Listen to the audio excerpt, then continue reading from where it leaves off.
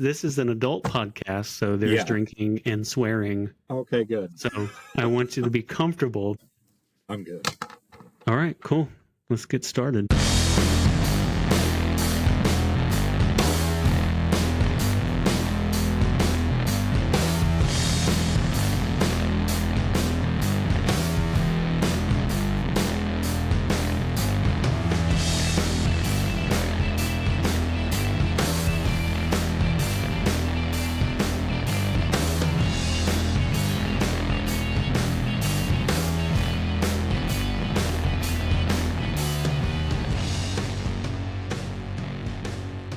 Hi, everybody. Welcome to another episode of Get Behind Me, Jesus. I'm your host, Joe Cash, and I'm joined today by a friend whose name is also Joe. He's going to explain to you who he is and why he's here, but I'm so excited to have him, and I hope that you enjoy the conversation.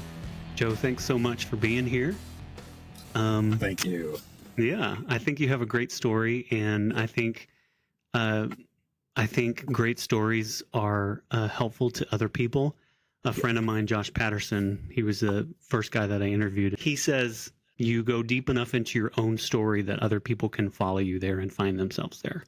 Yeah. So that's sort of the idea behind why you're here and why I want to talk with you about the things that you've experienced. And so I'm excited to have you, and I hope you feel the love. Yeah, thanks. So tell my audience about yourself. How would you introduce yourself at a party? What do you do for a living? Basically, I just tell them I'm the coordinator of academic records at WMU. And basically, I just help out students, faculty, and staff. Nice. What kinds of things do you like to do when you're not doing the daily grind, working for the man or the woman in our case? Yeah. Usually, some days are long, but usually after working like weekends, I'm either at the gym, spending time with my husband, or I am gaming or reading. Those are like my big things that help me distress. So gaming or reading, what kinds of things do you like to game? What kind of games do you play, I should say? Yeah, I play a lot of different ones, but like honestly, the one that I'm been playing a lot of right now is Jurassic World Evolution 2. I don't know. I just like making parks, and they're coming out with Jurassic World Evolution 3 in October. So I'm looking forward to I'm playing it more now. But usually just like, I guess like building games, and I don't really do shooter games, but I mean, my all-time favorite is The Last of Us Part 1 and Part 2. So I just got through those a couple months ago. And nice. Those are my fave. So I haven't actually played those. I love the story though, and I've enjoyed the show for sure. Same. Yeah, I'm working my way through Fallout 4 again. Yeah. I don't know why I enjoy that, but I'm playing the post-apocalyptic game, which seems a little too on the nose for right now, but it's fun. Yeah. So what's your favorite color? So my favorite color is yellow. I don't know. It just makes me happy and smile. I mean, you already know I smile way too much in the office, and I'm always happy even though I have an RBF face sometimes. Like, that's just me chilled out, but usually I'm just a happy person, and yellow's always been my fave, as you can tell. Yeah. And I don't think, for the record, I don't think there's any such thing as smiling too much. Yeah. No, I agree. Well, what's your favorite movie? Star Wars. I have a bunch of favorite movies, but Star Wars is the number one. Yeah, I always ask people what genre, because there's too many. I grew up on movies. My family wasn't big on reading. I think my parents would probably disagree with that, but honestly, other than children's books, I don't remember having a lot of books in our house. So we watched movies all the time. And you know, I'm an 80s kid, so VHS was our jam. And we had one VHS tape, in particular that got worn out so much that at the end of the movie it just went straight fuzz from where we stopped it and then rewound it to watch it again and again and again. And that movie was Goonies.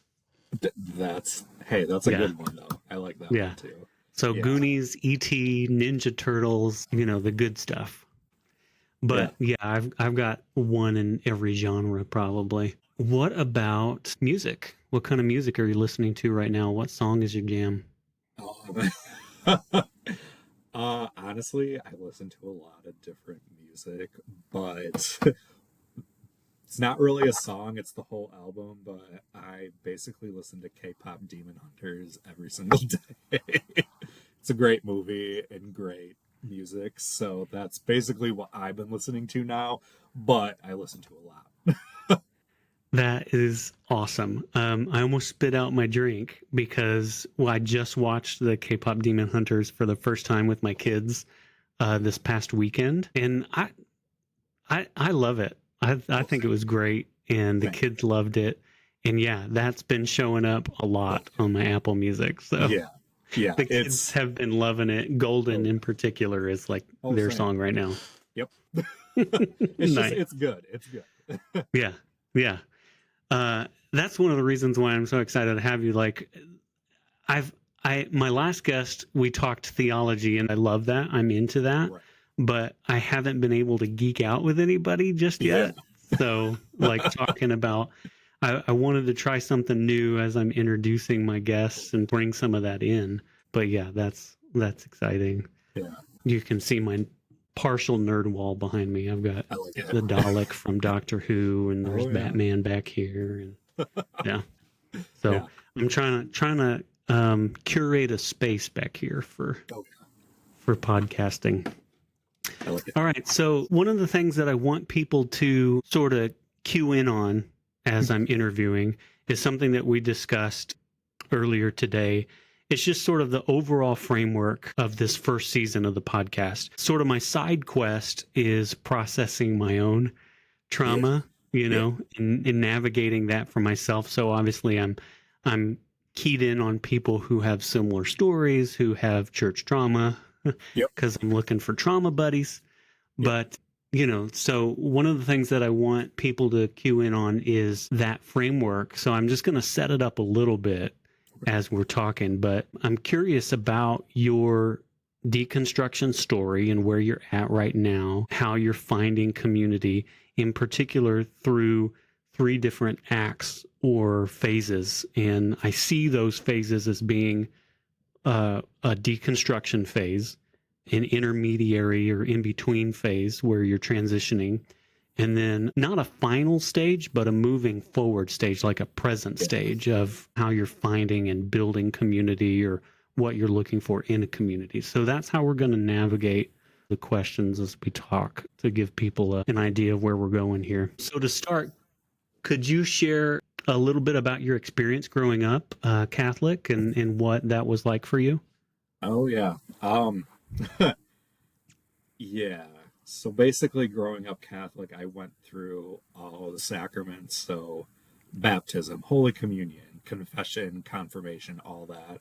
I had to go to CCD once every week and everything. I was also in youth group. It was, looking back now, I felt like,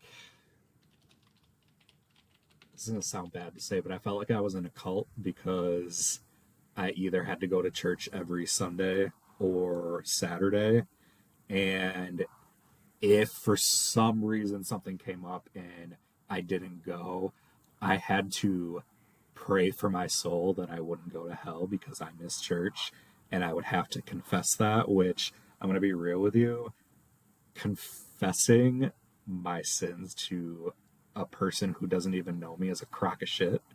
Because I'm not going to have someone judge me for doing stuff in my life that someone would deem inappropriate or whatnot. Right. I had to do that. We had to do that a lot. We had to go to confession. Mm-hmm. We had to go to church. It's just, I was always just indoctrinated to do that. Even when I moved out of my mom's house and went to college, I had to find a church to go to. Mm-hmm. And I just felt like I had to follow her rules and the rules of the Catholic Church and everything. And it just,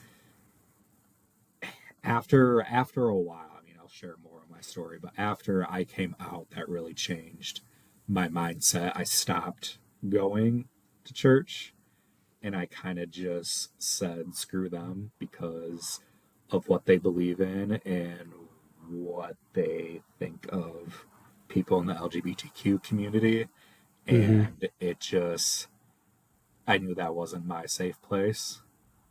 And I knew I was going to be judged anyways. So just growing up and doing all of that, it shaped my life growing up, but now as an adult, I feel better that I'm not a part of it anymore. If that sounds, yeah. It just, yeah. I will say, I have a twin brother. He's very into the church. He wanted to be a priest and all of that, but he's not. He works at the church and everything, and it's a lot. He's still in it 100%. Everything he posts on Facebook and everything else is all Catholicism, religion, saints, Marys around the world, all that stuff. And I don't know, it's weird to me, honestly, that a 34-year-old is that into Catholicism still. And it just, yeah, it kind of boggles my mind. And yeah. Okay. There's several pins I want to put in that. Oh, yeah. So I'm going to tease that out a little bit. Okay. I want to talk to you about some of the things that you just said. But to give everybody my own history, I grew up Catholic as well. So you know this because we talked about it. That's one of the ways that we connected, was that shared history. But big Italian Catholic family. Like I went through all the sacraments as well. I have a confirmation name that not a lot of people know, but I did incorporate that into my name for a very long time. At the age of 11, I thought that I wanted to be a Catholic priest as well. That was the only form of religious service that I was familiar with. I was very zealous. So goosebumps as you're talking about your experience, and especially, with your family and the expectations and, the way that played out for your brother as well. Very familiar. I was the best altar boy. We got all of the weddings and funerals. Me and my brother, the Cashes, were known for their altar boy skills, and we were requested by the priests. I don't know how we avoided certain drama in the church because of how close we were to the priests and the altar, and the potential for those kinds of things to happen. But somehow we avoided drama. In fact, it wasn't until years after we had left, that we found out about drama happening in our parish. And I think, man, we dodged so many bullets. But so you mentioned that you realized the Catholic Church was not your safe space, that was very clear, primarily because of how the church felt about the LGBTQ community.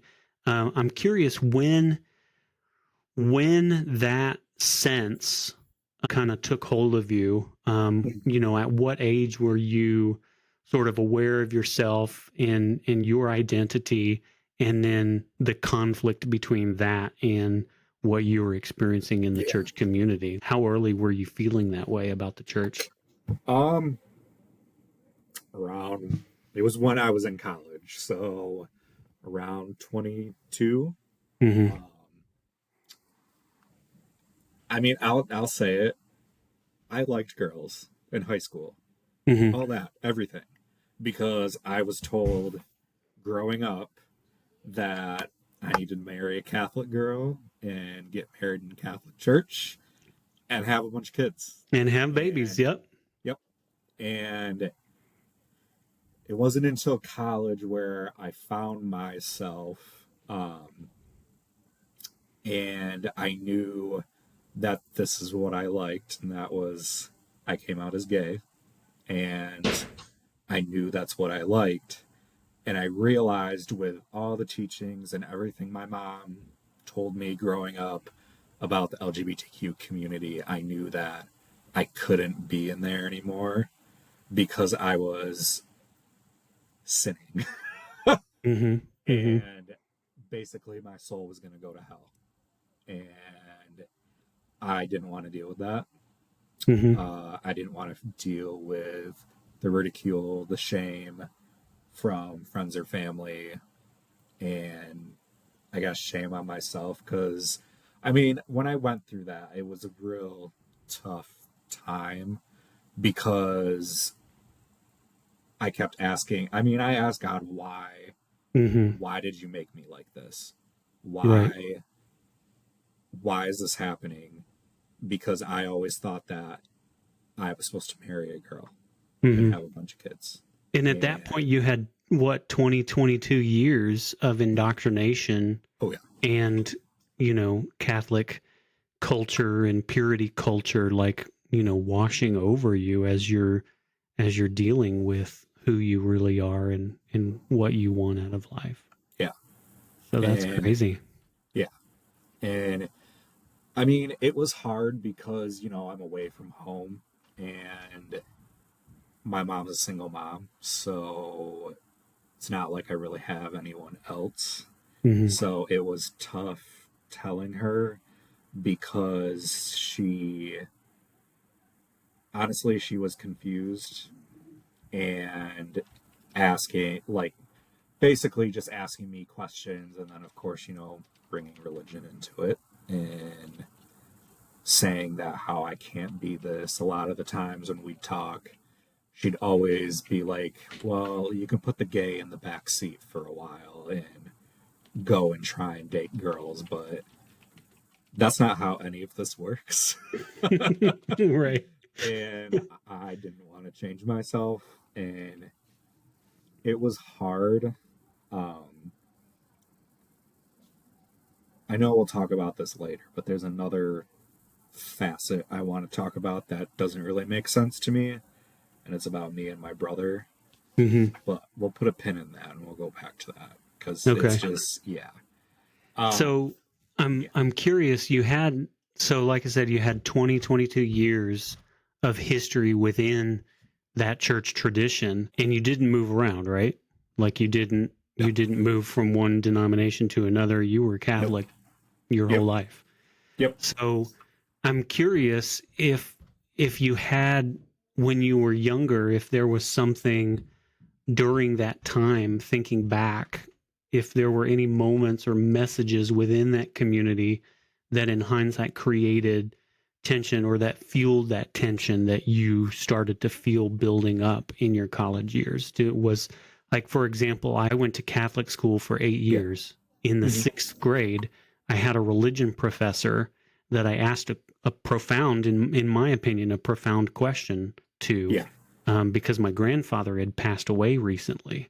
yeah, And basically this question that I asked her was me trying to reconcile, what I believed with the fact that my grandfather had just passed away and that I was dealing with grief and things like yeah, that. And long story short, her answer was completely inadequate. right, And that's the first time that I remember in the sixth grade. So I was, 13 years old. But that's the first time that I really remember solidly that what I was being taught was bullshit. yeah, That the people who were teaching me were full of shit. That they yep, didn't have answers, and that the answers that they thought that they had didn't make sense with my experience, even as a 13-year-old. right. So was there anything like that as you were growing up in the church that really sticks out to you? Um, yeah, one. So this was so basically I kind of joined youth group later on after I graduated high school. So it was basically just young adult youth group, whatever. And there were a lot of kids there that I graduated high school with. So I was first year college student at GRCC, and I filled my time with that every Thursday. I helped at retreats and everything, all that. Um, I think what kind of changed my mind about that is the youth group director. Um, she kind of rubbed me the wrong way, Mm-hmm. and I'm not, it's political. I'm not going to say what I am or what I'm not, but we all know as Catholicism, they believe in pro choice. Mm-hmm. Yeah, yeah. And she kept calling me pro life or whatever. Mm-hmm. Whatever. I always get the two mixed up, but it just it just kind of pissed me off a little bit because she didn't know me like that, and trying to force what I'm supposed to think along with the Catholic Church down my throat just rubbed me the wrong way because I have my own feelings about it. And I realized at that point, I was like, to me, I'm like, okay, this is a crock of shit. Like, I'm not gonna listen to what everyone has to be a true Catholic and to believe all this political stuff. And I don't know. To me, it was just, it was kind of the icing on the cake and everything. And like during the retreat or whatever, people would like leave notes and stuff. And she like left a note and basically, I feel like I have it still. Either said pro choice or my pro life friend. And I'm just like, let's not make that a narrative and stop talking about it out loud to other people. And that kind of just, after that, I was kind of done with it. I was like, I don't want to do this anymore. I don't want to listen to what she has to say because, number one, she brought up a personal story during one of the retreats and everything that I thought was wrong as hell to bring up. And I was like, this is a crock of shit. Like, you only care about yourself and you want to shove this down all of our throats because God did this and that for you. Like, no, no, I'm not going to believe that. I'm my own individual person and I can make my own decisions and what I believe in.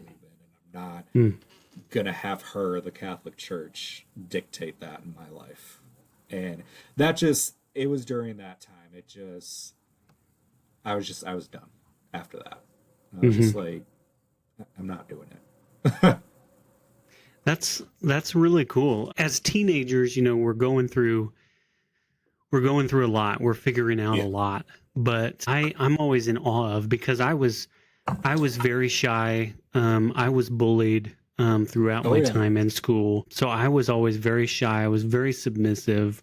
Whatever my parents said, whatever my my priest said, and then later on whatever my pastor said. Yeah. Like, I was very much a people pleaser, and that didn't allow me the space to explore some different things. So I'm always in awe of people who, at a young age, especially in their teenage years, are able to assert themselves, even if it's just internally. Because like, I couldn't even assert myself internally and say, you know, that's not okay. They shouldn't treat me that way. I internalized everything. I deserve this. I am a loser. I am, I deserve all of this. So to hear you say that, that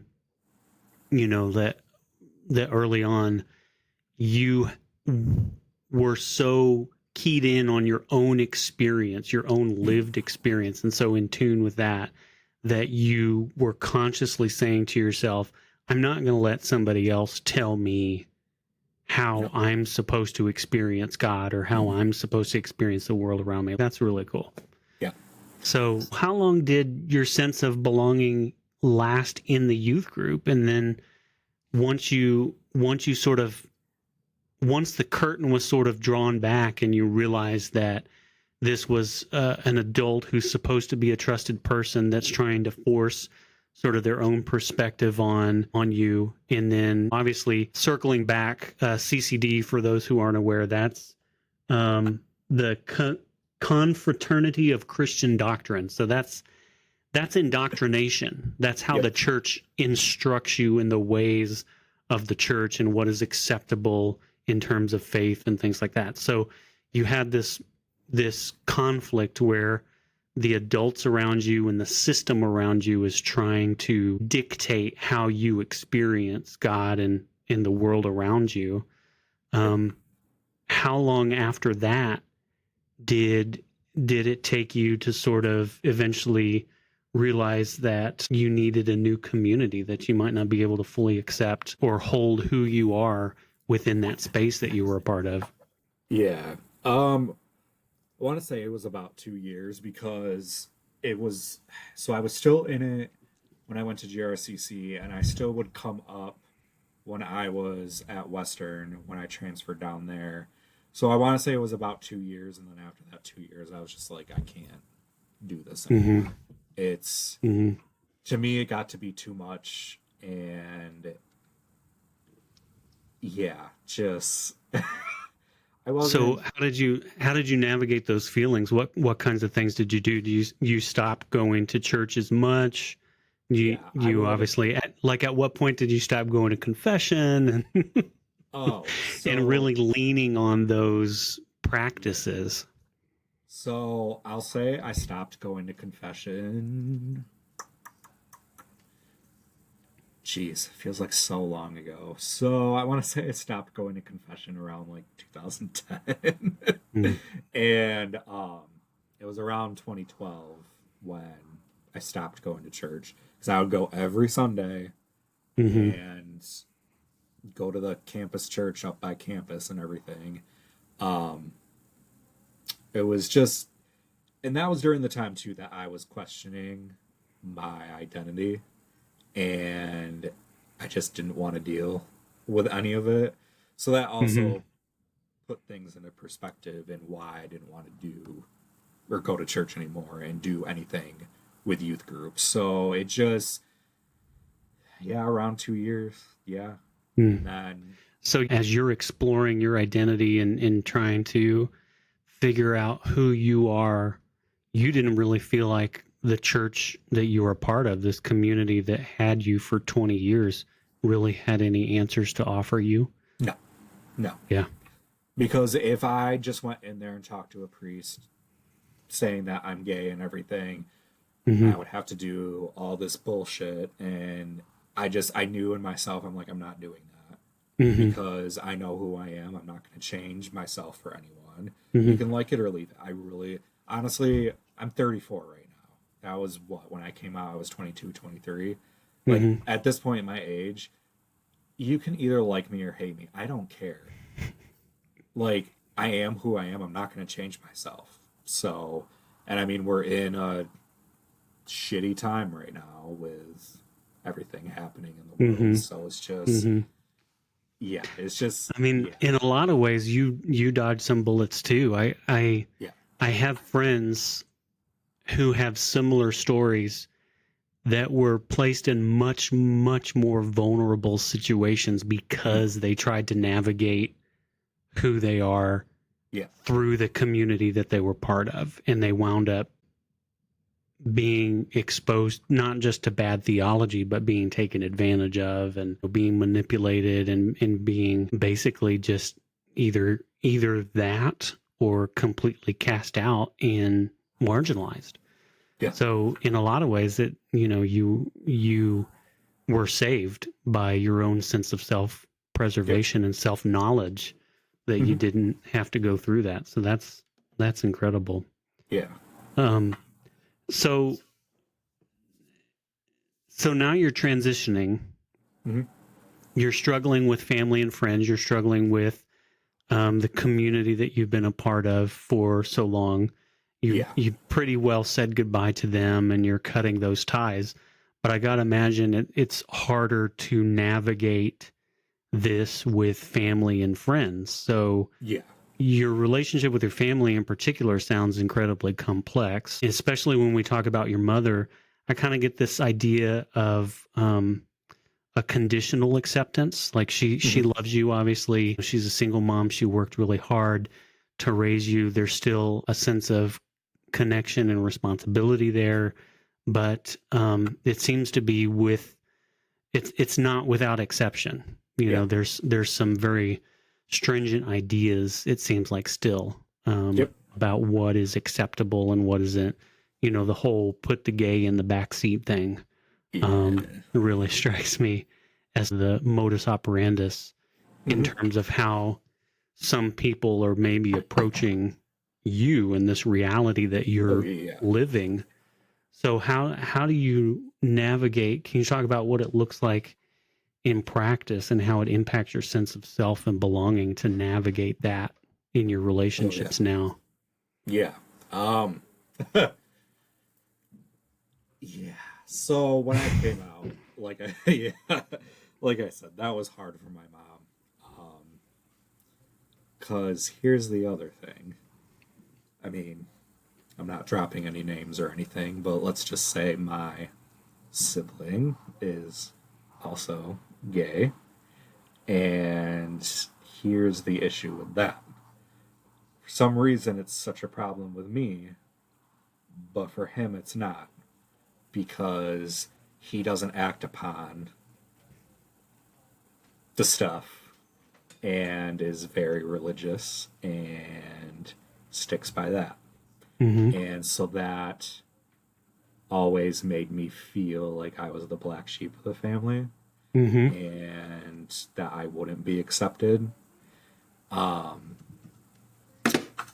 It's been hard for a bit because I know we talked about getting married last year and how she kept almost every week either calling or texting me saying that she didn't know if she could be there or if she wanted to go because I was getting married to a man and not a woman, and it's against the Catholic religion. She even confided in me that she met with a priest, and the priest basically told her that she wasn't allowed to go and all that. So when she told me that honestly pissed me off, honestly, because again, you're so indoctrinated in the Catholic religion, you have a priest telling you can't even go to your own son's wedding, and that hurt. There was a time where I wasn't even pushing it anymore. I was just like, she'll be there or she won't be there. But it hurt a lot because I'm also really close with my mom. Her and I are, religion aside, her and I are basically the same. And it was just hurtful that she didn't want to be there when she always says how much she loves Jeremy, which is my husband, and that we found each other, but she couldn't share in our happiness. And I don't know what changed her mind, but she did come around and she came. So, which I'm really glad she did. And she told me a bunch of times on my wedding day that she was glad she was there, which I'm glad. I don't know what she was thinking or what had her so scared. Granted, we already know religion crap. It's powerful. The hold that it has on people is powerful. And that noted, I can appreciate the struggle. I'll just say that I can appreciate the struggle, and it's beautiful that in key moments it seems like she's erred on the side of her love for you, which is powerful and gives me hope that as things progress, because this is all still relatively recent. You know, like I have a trans kid and we've known since they were 4 years old. So by the time they're in their 20s, we're gonna have navigated this with them for all of their life. Whereas, you know, this is still like something that's fresh and new and, you know, worrisome in your family. But like I said, that gives me hope that she's erred on the side of love a couple of times. Does that give you hope as well for your It relationship does. with her? Yeah, it does. I mean, meanwhile, you have to put up with some bullshit, but Yeah. It does give me hope.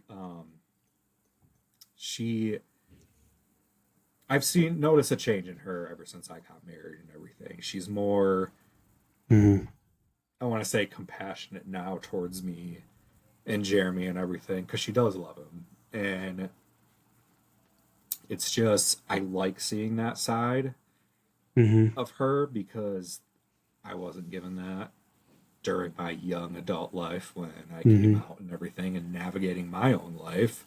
And that was because she didn't know how to handle mhm, it. And now that I'm older and, I've taught her some things about the LGBTQ community and everything. mhm, Because at one point she told me, she goes, I just want to understand. So mhm. teach me some things so I can understand. So I think that's helped, Yeah.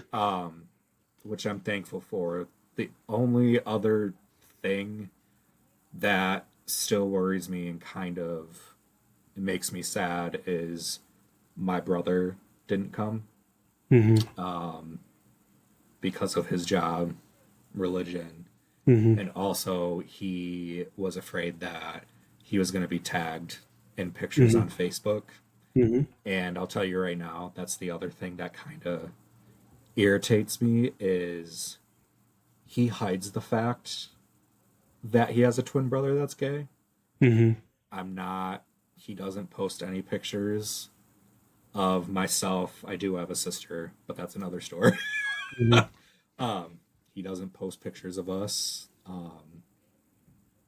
Nothing really. mhm, And it's almost, to me, it's almost confusion because then when I like go home to visit and he's at work, I'll see some of his coworkers and his coworkers will be like, "Oh, your brother showed us all your wedding pictures and everything." And so it's just like, okay. To me it's like, "Okay, you're showing two sides of yourself. You don't want people to mhm. know that you have a gay twin brother, but then you're also showing my wedding pictures to these people and just saying that he's happy for us, but you couldn't be there on that day." Yeah. And it's hard. That's wild. The first Yeah. of all, the fact that you have a twin brother, that you're both gay, and yet on completely opposite sides of the spectrum. I don't know if you're familiar with the side A, side B Oh theology, yeah. but Oh yeah. the fact that especially for your mom trying to navigate this, and she's got one of you going one direction and the other going the other direction, and how do you parse out as a that's just wild that It is. just how the processing is going down on both sides, for Yeah. both your mom and your brother Yeah. with that. That's so one of the things that you mentioned, your mom saying that she wants to understand. I'm curious, in addition to your family, are there other people that you feel like the burden to educate about your lived experience, and what is some of the most common situations that you encounter, and what's the emotional cost of being in that position all the time, whether that's with family or with other people? Yeah. Um so I guess it's like emotional, I guess, because I am a shy person. Hmm. And I mean once you get to know I me, don't get that at work. I know at work I'm more open. But like if I don't know the person, I'm shy. I will say, my last job, I was part of the outreach board, which I worked for a local union. So I was a vice president for Region 4, which is Michigan, because outreach educates members and UFCW staff all over the United States and Canada. So I loved being a part of outreach, standing up for our LGBTQ brothers and sisters, our trans members, everything. So I brought a training to all the staff at my union. You know, I had them ask and everything when I was working there, but they didn't really know the scope. And so when we had that training, I just basically opened up because someone brought up some, I guess, suicide like hotlines and all that to have on Outreach's website if someone's, you know, questioning and everything like I did. And so I just brought up and just told them my story. I mean, when I came out and being confused, I mean, I've never told my mom this, or like my best friend, and Jeremy knows, but I almost killed myself 3 times because of the confusion, being Catholic, what I was supposed to be. So that was hard to say because I never told anyone else. And I just told a bunch of people, and it changed their perspective on things. And I saw a difference in them and how they would approach me. Like, they were more asking questions like now and what they can do to support this LGBTQ member, or ask me to talk with them, which I really liked and everything. But with that, it's, again, it makes me sad because during that time I was struggling, and I want people to understand that. And I always tell them at the end, but I'm still here. Right. Because I knew I had a purpose in life and I didn't want to end it like that.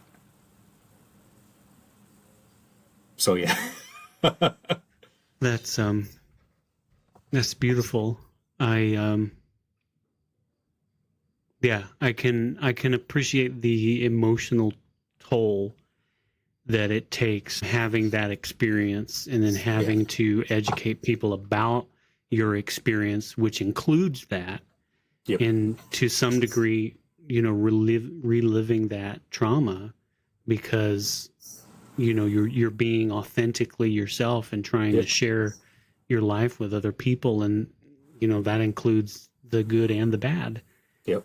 I'm glad you're here. I know what it's like to struggle with that, and yeah. I'm glad that Better Angels won. Yeah.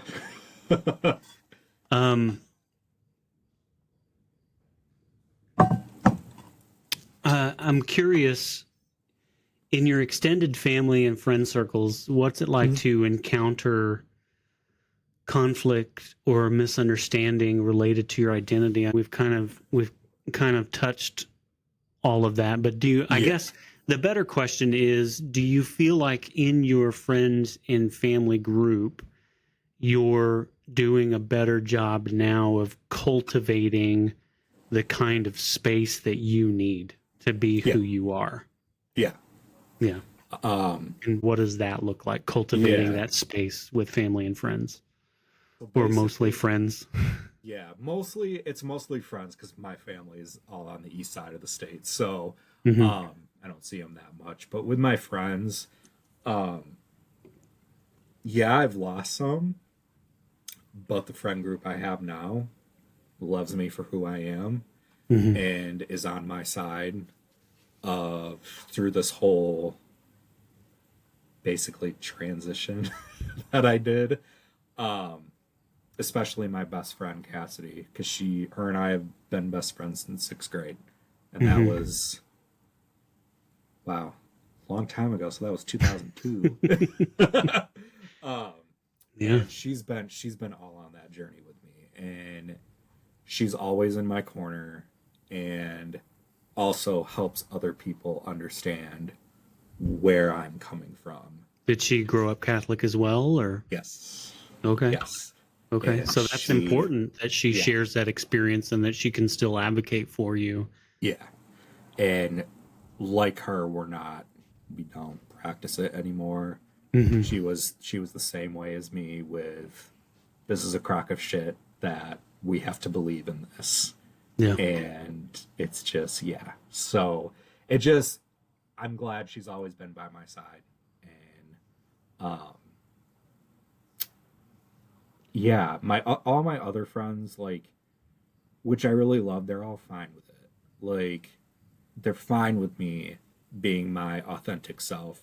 Mm-hmm. They're fine with me being gay. And I mean, half of them were my groomsmen and bridesmaids. So that means a lot to me. That's beautiful. Because of the day and age that we're in right now. And right. You need people like that. And my family, basically my aunt and my cousins, when I came out, they honestly, when I told them about what happened with mom and everything, they were upset because they accepted me for who I was, and nothing changed with that. And I remember they just basically said that she needs to figure it out and get over it, basically. Mm-hmm. And it's just nice to have them as well. Right. Safety net and everything. So I think, like, with family and friends, I'm lucky in that aspect because I have such great people in my life, and that they accept me for who I am. So yeah. So you've landed in a situation where maybe you don't have to work as hard to convince people, that it's okay for you to be you. So that's a blessing in a way. What about things like that? Do you find that you have to be deliberate in cultivating relationships that provide the space for you to be authentically you, or do you not worry about that so much with work and school? Or? Yeah, school I'm not really worried about. Actually, I lied. Yeah, I am. Because I'll just say, in my cohort for grad school, yes, I looked all these people up on social media and everything, and one of them is a certain you-know-what, and I'm a little worried about that. So, yeah. Otherwise, if people, like, you already know when you're in the first day of class, you have to introduce yourself, who you are, blah, blah, blah, that, and everything. I'm not ashamed to tell people. Right. So you don't feel like you have to self-censor. Yeah, no. That's good. I will say, when I started at Western, oh yeah. Like, I was scared to, like, say, I mean, I didn't really know you guys yet, but I was afraid to say that, no, I'm getting married in a couple of months to a man. And yeah, but it's been, it's all been accepting. So that's the good thing. Right. That part's wild to me as well. I worked for 9 years in a very conservative Christian university. Yeah. So when I first came to where we're at, which is Western Michigan University, I don't care if people know that, but when I first came to Western, it was a relief to not have to worry about things to the degree that I worried about them at my previous job. Part of my story that my beliefs got me in trouble where I was at. Yeah. I lost a job. I lost my ordination.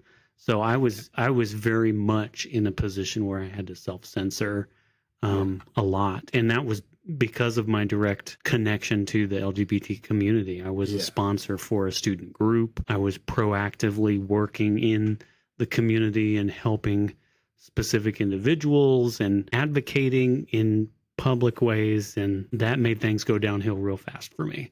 Yep. So it was refreshing to come to Western and to not have to worry about that and kind of be able to start from scratch. And then also even beyond that, starting from scratch and feeling comfortable in my own skin, like being able to find resources and a community within Western where I could explore that, expand on that, and and become a better ally and advocate.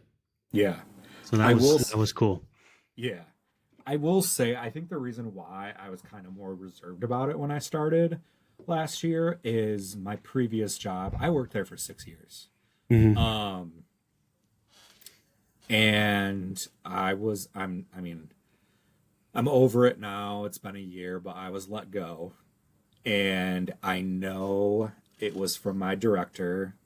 And I think the reason why I was scared to like say something is because at my previous job, when I was on outreach, I felt like I was being punished from my director, that I had to go and work pride events all on my own. No one else in the office would. And she kind of took that and made that a bad experience. Like, I didn't go to any prides this year because of everything that happened last year. And it just got to the point where I was getting sick of it.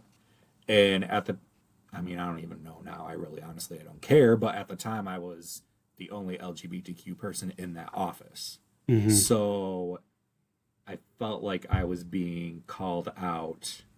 And I didn't need that, especially from someone who's higher up. Yeah. Did you feel like you were being tokenized? Like you were sort of Yes. And I will say, when I got let go, in the little stupid ass memo that they do, I got let go because I didn't get enough people to go to Lansing Pride. I'm sorry. I'm not going to force people, especially members across the state of Michigan, to go to a Pride event. That's not my thing, to just go up to some random person and be like, you need to come to Pride with me. And that's not how it works. No, thank you. And it's not how Pride works. And it's just, they'll still deny it and everything, that's not why I was let go. But no, that's the reason why.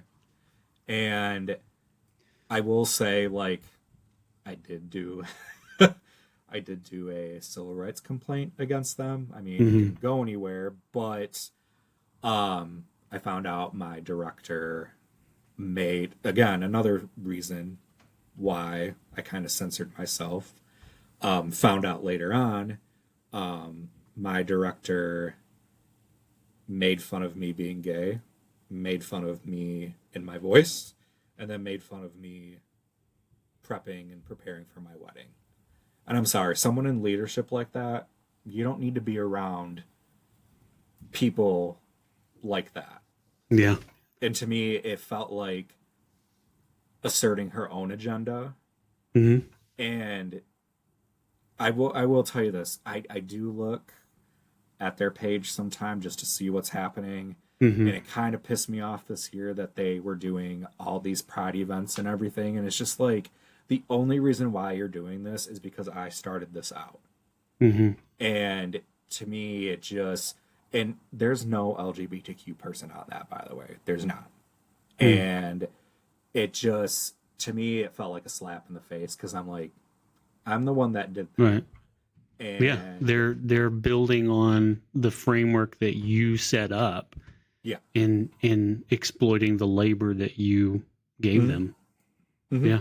And it's completely toxic for whether they're in leadership or not, for somebody to act that way behind your back.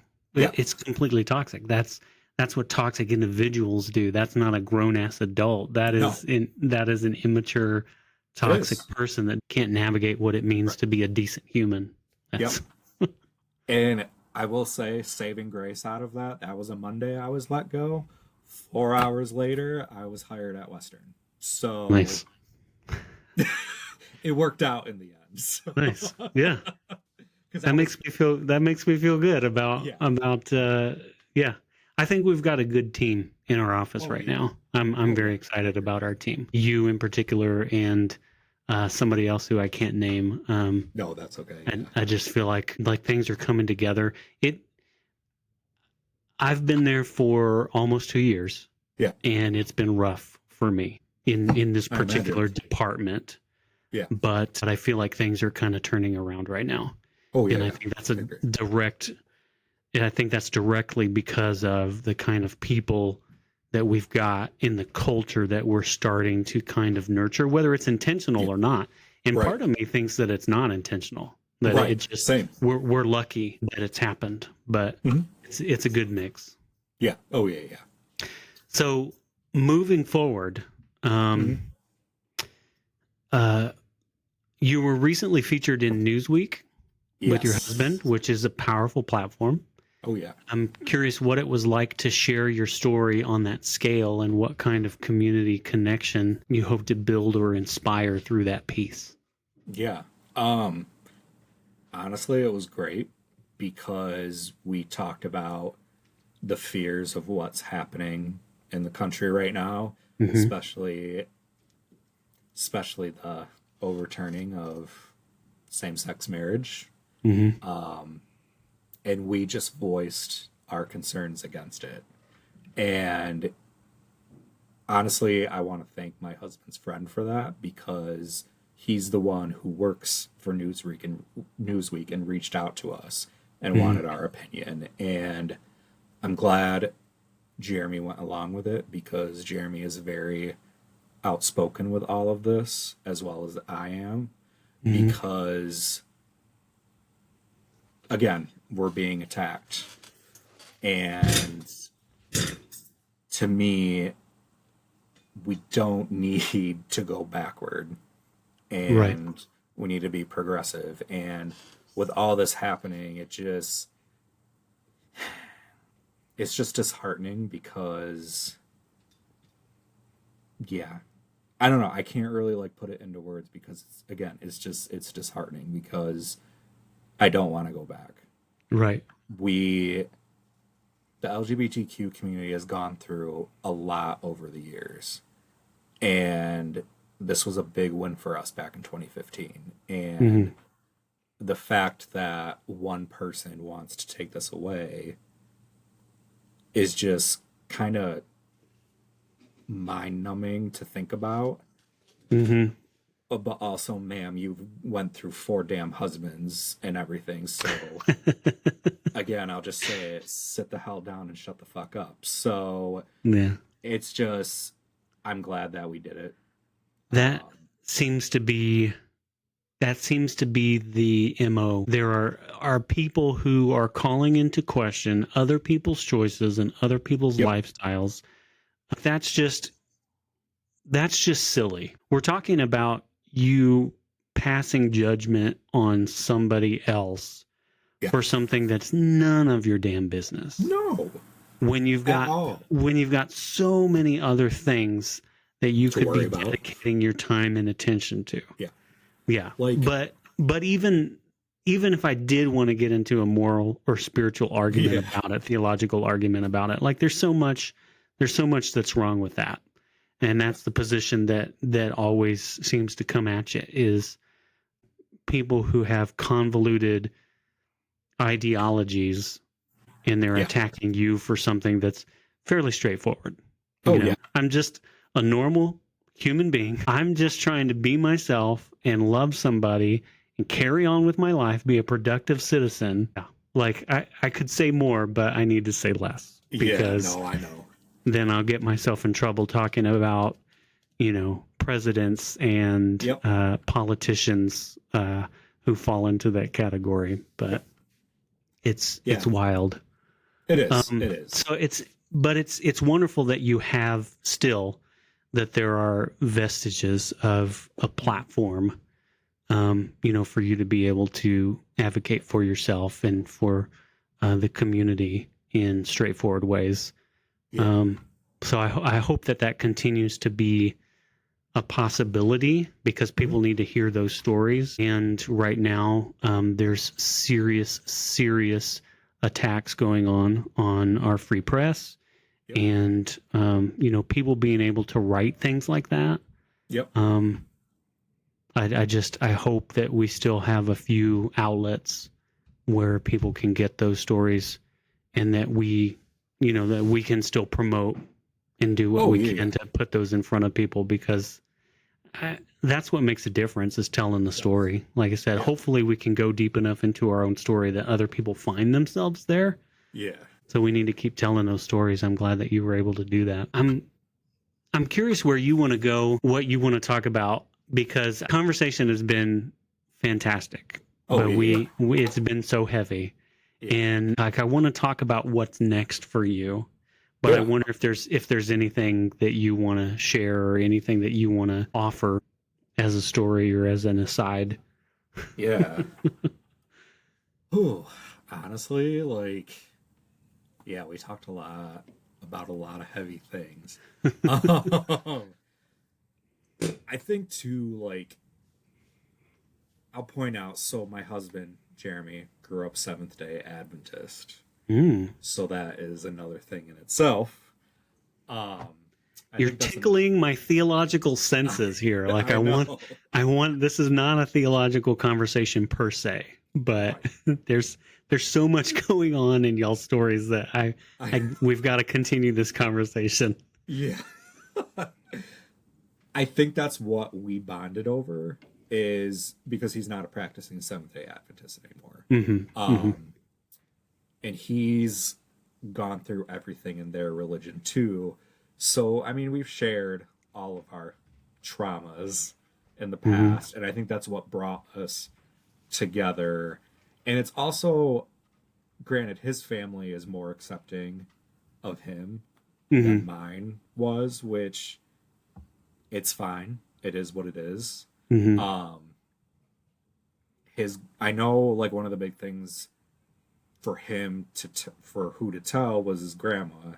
And when he told her that he was gay and that, he was also dating me,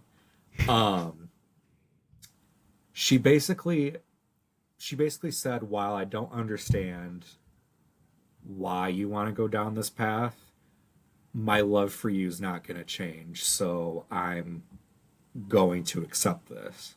And I like that and everything, because she's also accepted me, and I love her to pieces. So it's nice to see. It's just nice to see that I found someone that has gone through similar situations and that we both can relate on and appreciate. Sounds weird. Appreciate our traumas that we went through to make us who we are. Yeah, no, that's not weird at all. Like, you have to take the good with the bad. Life is filled with pain. Pain is inevitable. Yep. But it's how we process, it's how we navigate that pain that sets the trajectory for our lives. But that's interesting. We didn't even talk about extended family, and the fact that your husband's family has become sort of part of a network that you can trust, or that you at least have space to be who you are. That's important too. That I'm curious if given your experiences, you're interested in finding a spiritual community to be a part of, and if so, what are the non-negotiables for that? So, I mean, we've kind of talked about it. Honestly,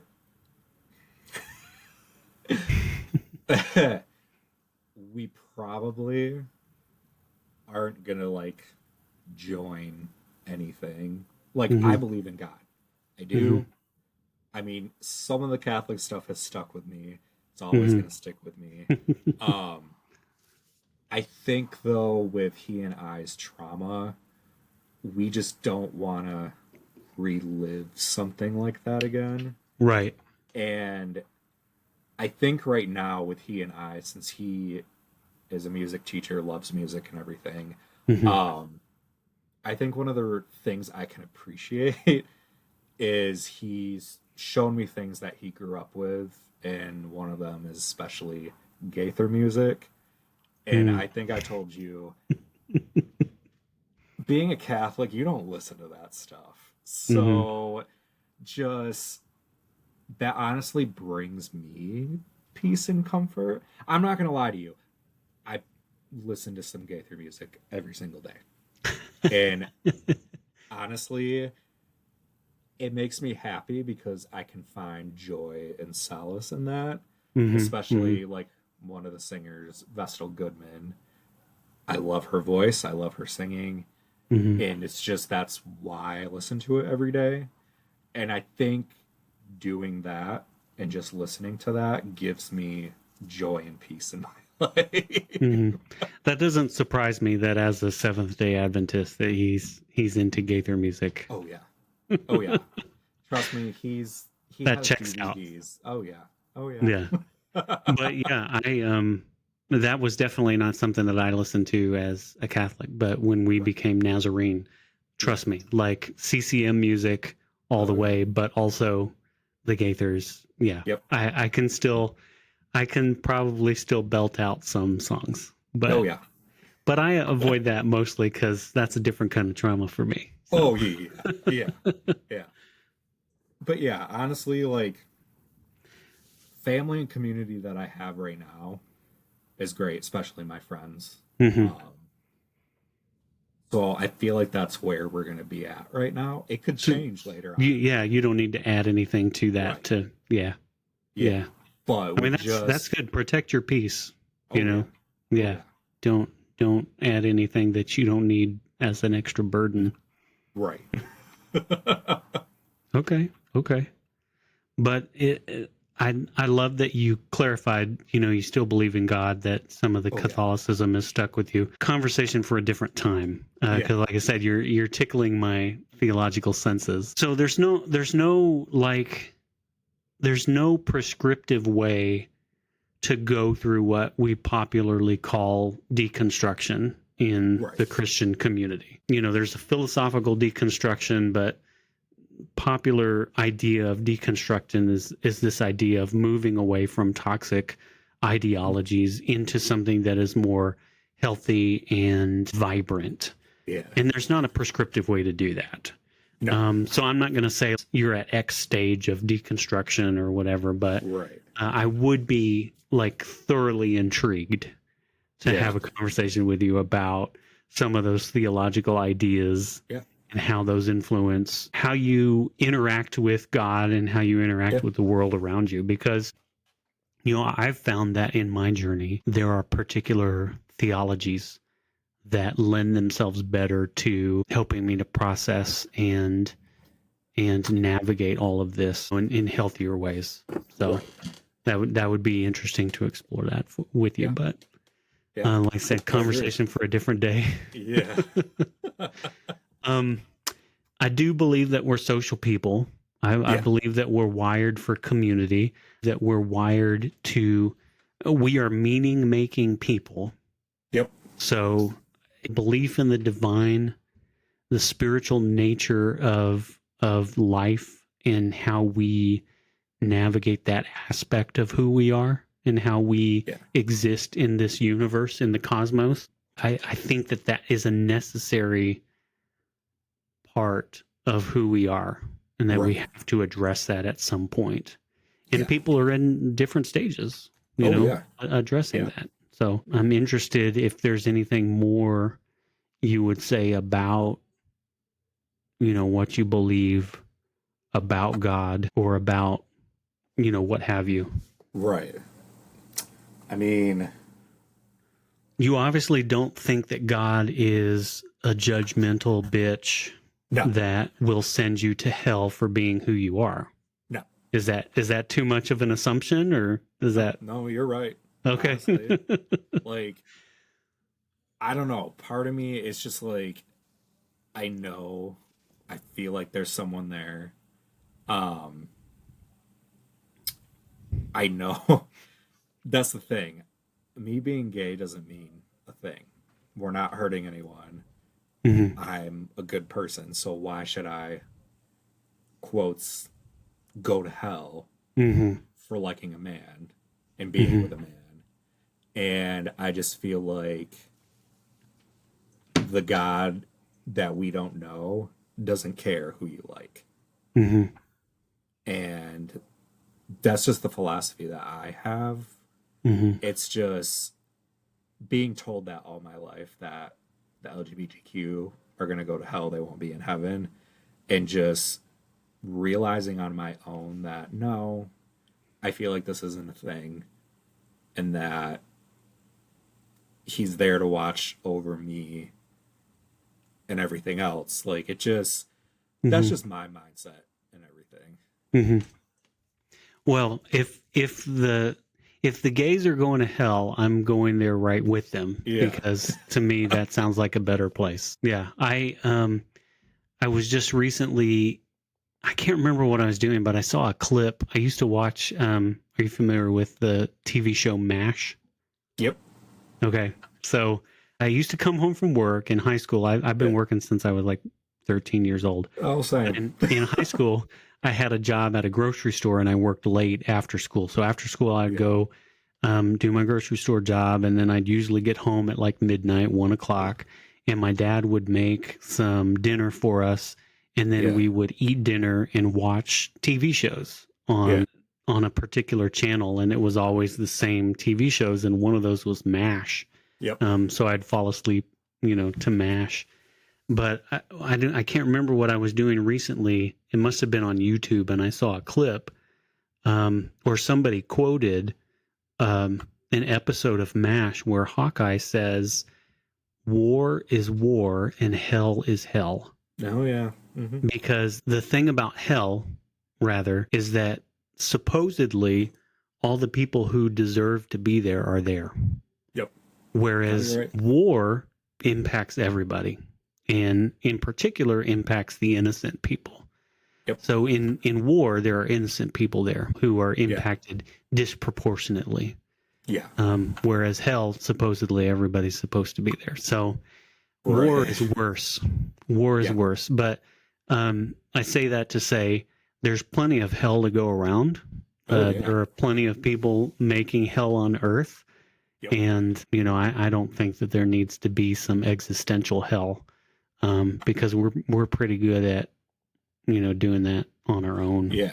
Oh, yeah. We don't need a God to punish us to, give us that. No. So anyway, I'm right there with the gays. Yep. Whatever version of hell they're going to be in, it sounds like a much better deal to me than some of the things that we currently experience, or, whatever people think is in store. I'm curious. First of all, thanks for your time. I really appreciate you doing this. Yeah, I really appreciate you doing this. And like I said, I want to talk some more. I'd love to have you back on. Yeah. But obviously we'll talk at work and stuff like that. Is there anything else that you'd like to address, or a truth that you want to speak to or affirm before we go? Yeah.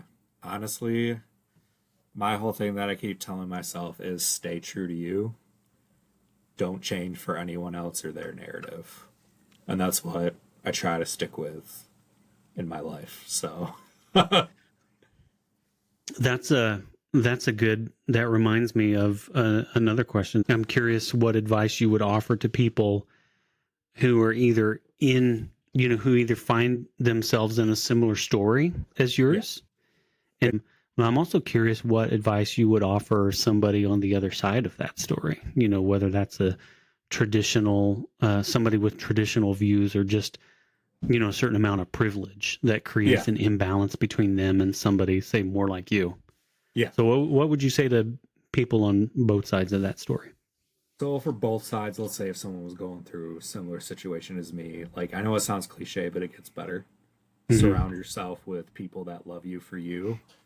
And if others don't like that, they can kick rocks, because you don't need them in your life.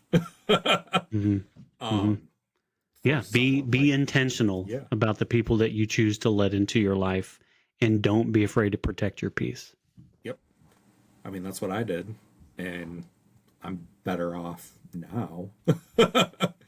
I guess too, like, the non-traditional side, I would say take a step back, have a seat, and listen and understand where we're coming from. Because it's not up to your narrative. It's not up to a religion's narrative, we make our own paths. And so I want them. So hold some things loosely. Yeah. And just to understand. Yeah. Yeah. Try harder. Yeah. Yep. Try harder to see the humanity in another person. Try harder to be like the God that you say that you worship, and specifically the Jesus Christ that is supposed to be the manifestation of that God. Be, try harder. Be more like Christ, and try to let people in and let people tell their story. And and like one thing too, and the other thing too with Catholicism, just real quick, it's even though Catholicism teaches people that homosexuality is intrinsically disordered and contrary to the natural law, they're supposed to respect us, show compassion and sensitivity. And I will say this, coming off from this, I didn't get any of that. And that's what they say that Catholics need to do. And again, another crock of shit, because to me, none of that is true. And just everything that either my brother or my mom say about people from their churches, like, no, they don't care. They only care about one thing. That's either themselves or everyone there in the church, and that's it. There's no open arms for LGBTQ people in a Catholic church. And when I read that, I thought that was interesting, because to me that's a lie. And that's another thing for another time. Unfortunately, that is the experience of most queer people in any kind of religious denomination. That there is a wide disconnect between what is preached or taught and what is actually practiced. Sometimes there's not. Sometimes it's pretty straightforward. Sometimes they're going to tell you exactly who they are and exactly what they think. They're going to say the quiet part out loud.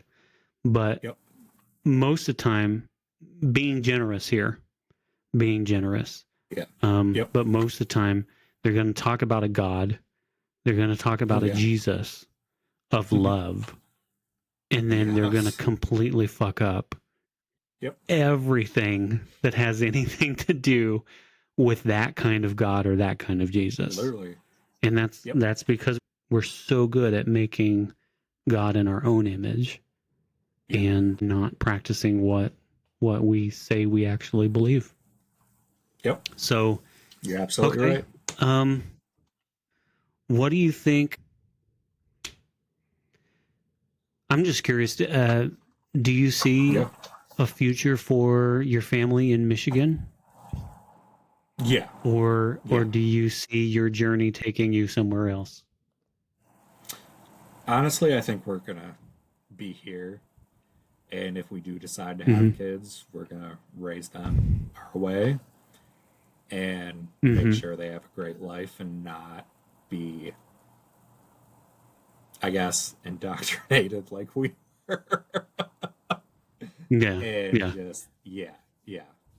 But honestly, like, our future, it's here in Michigan just because our families and everything. And it just...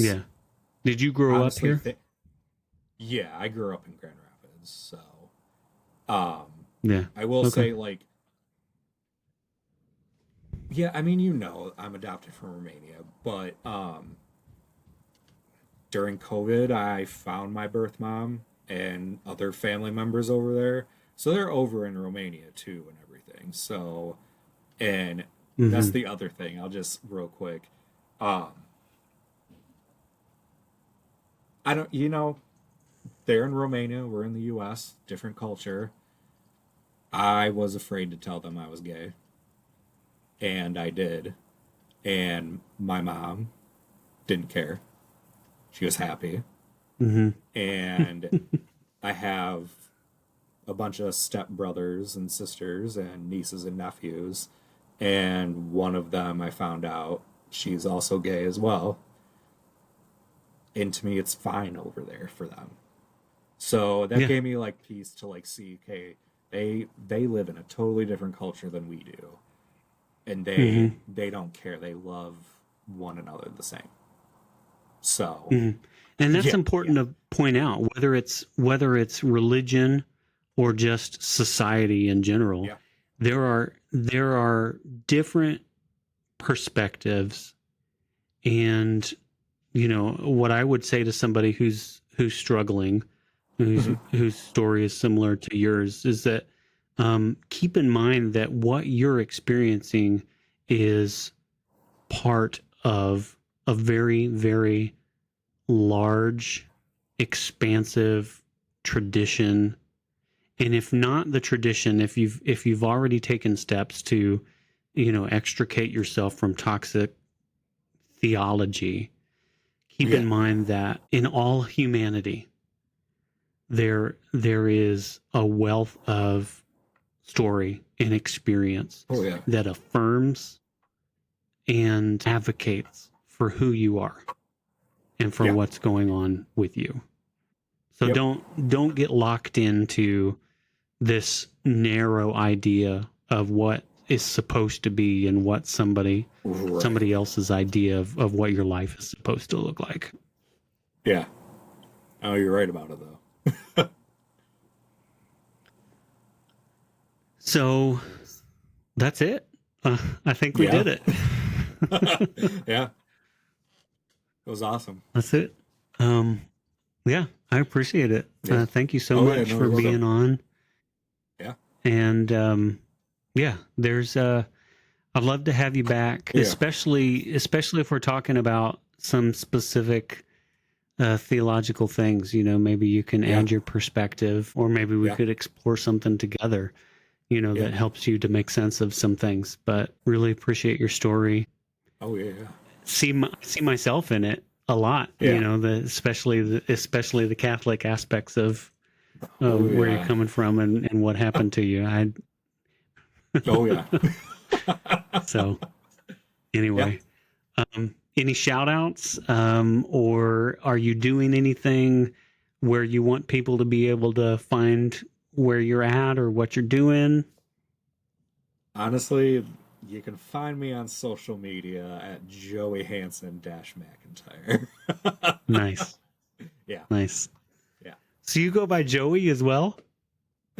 So, yes, because I went by that growing up, and then I was like, no, I want to be called Joe, but my husband calls me Joey. So, yeah.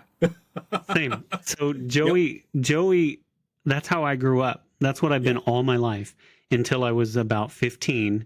And my dad and my pastor said that Joe sounded more mature. So they started calling me Joe in public, but I was still always Joey privately. But now, like, it's just my family and my loved ones that refer to me as Joey. Same. Or there's another nickname that's very close to Joey. But it's just like layers. I've got names for different people who are at different levels. Yeah. Oh yeah. Same. So my resume says Joseph, and that's how you know me if you're trying to recruit me. But then if I already work there, it's Joe. Yeah. But then if we're close friends, it's Joey. So that's funny. I keep finding out the stuff, and we've got the same name, same initials. Yep. That's funny. Which is funny to me. Yeah. Okay. I didn't know a lot of Joeys growing up. Me either. It was just me. Yeah. Yeah. All right. Well, thank you for being here. I will see you tomorrow at I'll work. see you tomorrow. All right. Thanks for staying up late for this. Oh yeah, you're welcome. All right. Have a good one. Take care. You too. Bye.